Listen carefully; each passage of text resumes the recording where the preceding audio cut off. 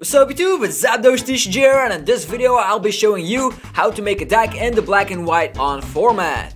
Alright, the first thing you will need is sleeves, of course, otherwise your cards will get damaged when you play with them. So yeah, here are some sleeves. For example, you can basically use any sleeve as long as the backing is covered. Like, you don't want to use clear sleeves, that's in most tournaments not allowed. So I just prefer using the sleeves from Pokemon, but you can also use regular sleeves from Ultra Pro or sleeves that you have that the back is covered. So yeah, once you have sleeves, make sure you have 60 of the same amount and that they aren't in any way spotted on the back, like they have some marks in here so you can tell. So they have to be exactly clear and clean like this. So yeah, 60 sleeves, and then you're ready with step 1.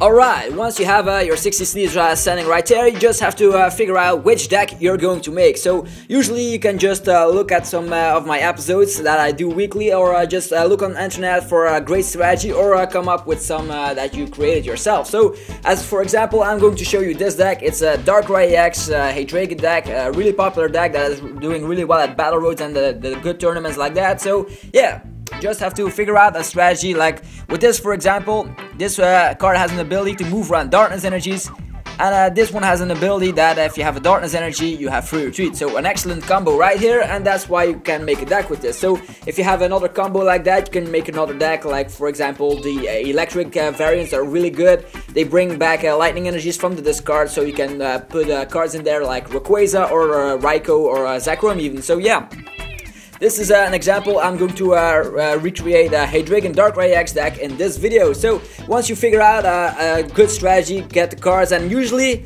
I stack up my cards in a large binder. So yeah, the easiest way to create a deck is just put all your good cards in a Ultra Pro binder or another binder that you have, and just go through them and see a strategy that you can make a deck with. Like Victini is a really potential card I can make lots of decks with. And yeah, you can just scroll through your cards and find the cards you like and make a deck with that. So it's not that hard actually, and just remember that the current format is black and white on, so cards that aren't black and white on, like here level X's, are all illegal, so those can be used at tournaments, as you see. So you have to really play with black and white on cards. So her Gold, Soul, Silver and other stuff is illegal. So her Gold, Soul, Silver illegal. With that, you can only pick black and white on cards, so make a binder with only black and white on cards, and that will be the easiest thing to do. And once you have figured out a strategy, you can just put away your binder, get out the cards you like, and just start creating a deck from there. Alright, that's it for step 2. You got the Pokemons you want, and now we're going to get some energies, trainers and supporters. So as you can see, if you want to make a deck, it kind of looks like this. You just have your Pokemon that you've picked first that you want to make a deck with. Like there's a Darkrai EX Heydragon deck. These are the regular cards that are all usually in this deck, and then you also have a special place for the tech cards. So these are cards you use in a certain matchup or certain situations in a battle that you don't always need. So Sigilyph and Shaman are pretty good in a deck like with Blend Energy that counts for Grass, Darkness, Fire and Psychic. So you can actually put in Psychic Pokemon, Darkness Pokemon, Grass and Fire Pokemon, but I prefer only running those two as tech cards. So to make it more consistent, that is. So if you selected your Pokemon, you have to go over to the energies. You don't need that many energies. Just these are the special energies and these are the basic energies. So I usually divide them like this, and you only need let's say 11 to 14 energies at maximum, at most playable or meta decks. So you don't actually need to put an overload of energies, like put in 20 energies like in, like, let's say the team decks usually put too many energies in a deck. You don't actually need that many, except if you're playing like a rogue deck that actually need that many energies. But with this ability, you can move around the energies, so you usually preserve their energies. So that's why I only run a couple of 12. Then I also split them up by item cards and supporter cards. If you have stadium cards, you could use those as well, but in this example, I don't need any stadium cards. So usually, let's say, how many supporters do I run? I run 4N. This will be a staple in most decks, like 4N, 4 Juniper, because those are the most powerful supporters, and those will be used in almost every deck. 4N, 4 Juniper, and then you can choose between Chiron and Bianca to put in more supporters, but I just pick one Chiron and one Bianca just because I also run Random Receiver in my deck. And yeah, another thing I want to mention for item cards and other supporters or stuff like that, if you have a reprint of a card, let's say, where is it? Yeah, here it is. You can't say that, oh, this is a hard gold or silver card, it's illegal. Well, that's not true, because there's also a rare candy with the exact same name, and let's say the Dark Explorer set. So once an item card has the exact same name, you can use an older version of the card and it's still legal. So that's something you should know. Like, let's say I have 3 reverse rare candies from the time when I played Magnezone. I can still use those because there's a reprint out with the same name. The same goes for special energies, like let's say double colorless energy has been reprinted in Next Destiny, so you can even use the old base set double colorless energy if you have that. So the reprinted cards can be used as well. So once you selected your Pokemon, the right energies, you can start making your deck with like, let's say, how many supporters do I have? I have currently 10 supporters, but you can also count this as a supporter, random receiver. This is in my deck particularly because you can search your deck out until you reveal cards until you have a supporter. I prefer that because I run Sableye and I can get back random receiver with this second attack, Junk Hunt. And that's why it's so good combo. If you play Sableye, definitely run random receiver because it actually works out. If you don't have a supporter in your hand, you can use the attack to get a supporter the next turn. And that's pretty much it. You don't have to put in tons of energy. That's a tip. Pokemon, you just have to have the ones you actually need in a battle. You just don't have to put over-tech. Like, you can just put a Terrakion in here, but that'll be inconsistent. But just don't over-tech your deck. Just the things that work the most is a consistent build deck. Even if you're up against decks that you can actually beat very well, you can actually manage to win if your deck is consistent enough. That was proven at the ECC the previous year, where I went to, that a consistent build is better than an over-tagged version.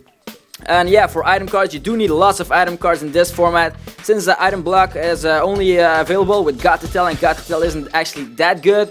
Items are allowed that you can use freely. Like in the past, we used to have Vileplume that stops items, so you should be careful. But yeah, nowadays you can just relax, put in your deck full of items, some supporters, energies, and your Pokemon that you selected. So that's how you make a deck. And usually I'll show you one last thing, how I really make a deck. This is just my deck that I showed you freely on how you select stuff. But yeah, there's also a better method to actually use cards that you want, and I'll show you right now.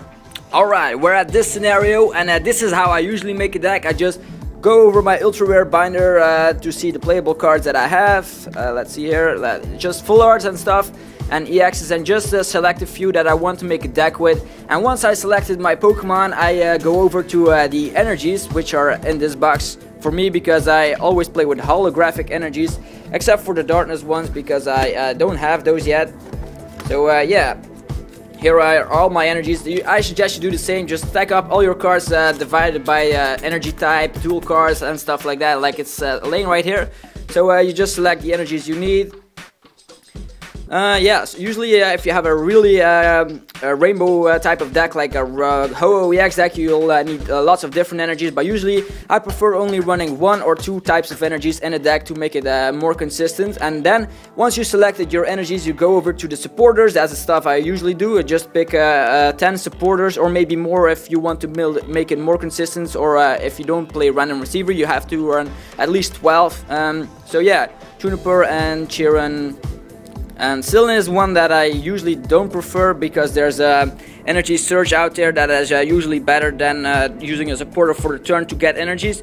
Then we have tool cards that are usually the last thing I do. Stadiums and tool cards aren't actually that needed. Only Eviolite is really good, and maybe XP share if it's really needed. But the thing you want to do first is get out your items like catchers, max potions, random receivers, the good stuff. Let's see, dark patches and certain decks. Dark Cloud is being used less because it's taking up way too much space. So as you see, you can even use a rare candy from a really old set, EX Sandstorm. As you can see, can just because it has the same name. As you see, 3 different rare candies. All of them are playable because are still legal because they have the exact same name. So if you want to play an older item card, they have to have the exact same name.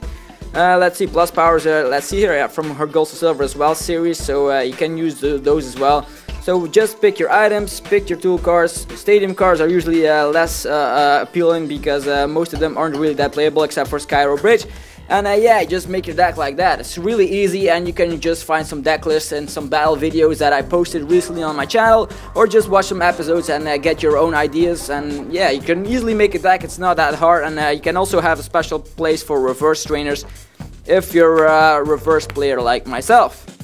And that's how you make a deck in the Herd Gold Soul Silver, or what am I saying, in the Black and White series. I used to have a video like this in the Herd Gold Soul Silver series as well, Herd Gold Soul Silver, but that's illegal now, so this is a Black and White on video to show you guys how to create your own deck with some style. And that's it for this video.